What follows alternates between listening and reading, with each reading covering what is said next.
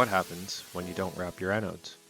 Join me as I challenge myself to create perfect anode bags for your home electroplating projects and find out why they are important to use.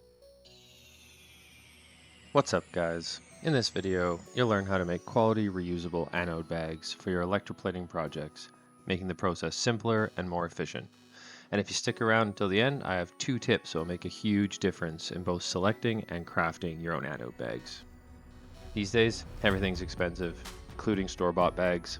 It's frustrating to spend so much money on a crucial component of your project when most of us have other things our money needs to go towards. The quality of these bags can be questionable and unreliable. I've honestly had inconsistent results when I've had to use them in the past. Plus, relying on store-bought anode bags can limit our creative freedom. It forces us to work within the constraints of what's currently available to us when we're deciding on how to create our setups. So overall, I decided not for me. Now, for the solution. Let's explore the materials needed and the step-by-step process for making your own anode bags. To get started, you'll need a few simple materials that are available at most craft stores. The rest you can easily find online. You are going to need some scissors. You're also going to need a glue gun and some glue sticks. You're going to want to buy non-woven polypropylene fabric. You're going to need some pieces of cardboard, and of course the anodes that you plan on bagging. For this example today, I'm going to create a double folded reusable anode bag for my copper setup.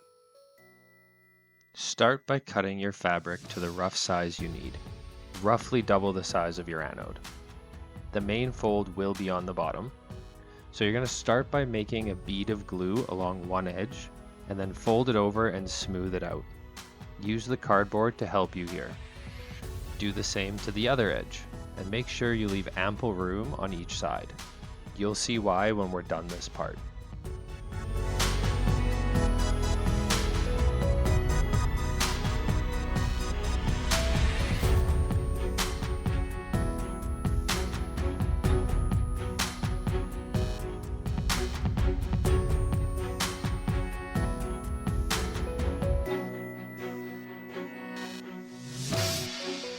Okay, at this point, let's make sure the anodes fit with lots of room.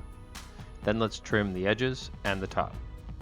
I always leave a small piece of fabric off the backside just for an easy attachment to my plating setup. Okay, so now let's make the double edge folds.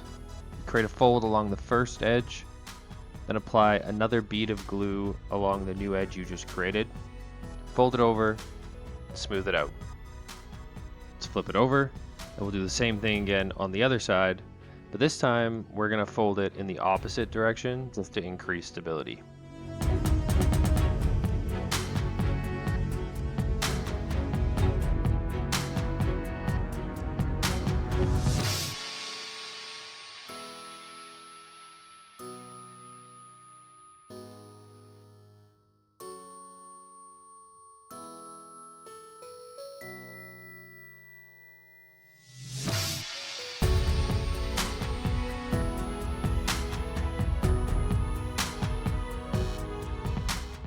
There we go.